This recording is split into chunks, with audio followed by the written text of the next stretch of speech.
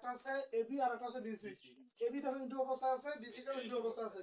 তোমার টার্গেট হলো ইনটুটাকে ভাঙা, আর ইনটুটাকে ভাঙার জন্য এই যে ছোট ছোট বাদ দিলে দুইটা আমি এই অংশটা নর বানাবে প্লাস বিসি, এই অংশটাকে নর বানাবে।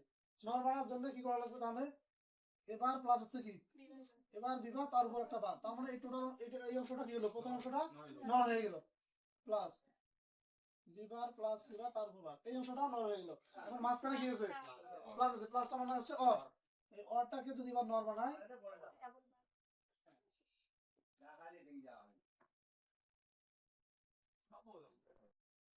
এই যে দুটো বাদ দিবেন, ঠিক আছে? নর হয়ে গেছে। এখন এখন তার লজিক সার্কিটটা হবে এরকম এবি সি আছে এবিসি। তাহলে এবিসি যদি নিলাম, প্রথমে আছে এবার এই যে এইখানে আসে ভুল হয়, স্টুডেন্ট অধিকাংশ সময় এই জায়গাটার মধ্যে আসে ভুল করে।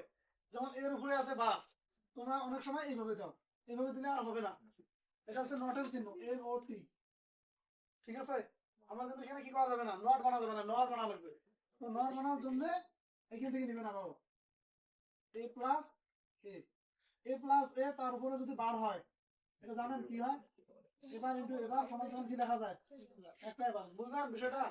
তো এইটা ওইভাবে না লিখে আমরা কি লিখি? ডাইরেক্ট লিখি এবার, তার মানে এটা হচ্ছে এবার। এখানে বি আছে, এই যে বি। এবার আর বিবার কি অবস্থা আছে? যোগ করো, এই দুটো আবার এই অংশ দুটো যোগ করার পরে উপরে আবার কি আছে? এই যে বার আছে, এই যে বার দিলাম।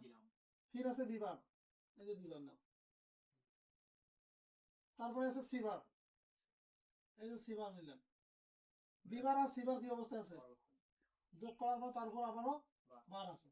এখন প্রথম যে অংশটা আর শেষের অংশটা, পরের অংশটা যোগ করি, যোগ করার পর তারপর আবারও বার আছে, ঠিক আছে? তাহলে এটা হচ্ছে এবার, এটা বিবার, আবার এটা হচ্ছে বিবার, তারপর এটা হচ্ছে সিবার। এখানে হচ্ছে বিবার প্লাস হচ্ছে সিবার, তারপরে বার, এটা হচ্ছে এবার প্লাস বিবার, তারপরে বার, তারপরে হচ্ছে তোমার এবার প্লাস বিবার, বিবার প্লাস সিবার, তারপর বার, আবারও একটা বার হবে লাস্টে, ঠিক আছে? বুঝলেন?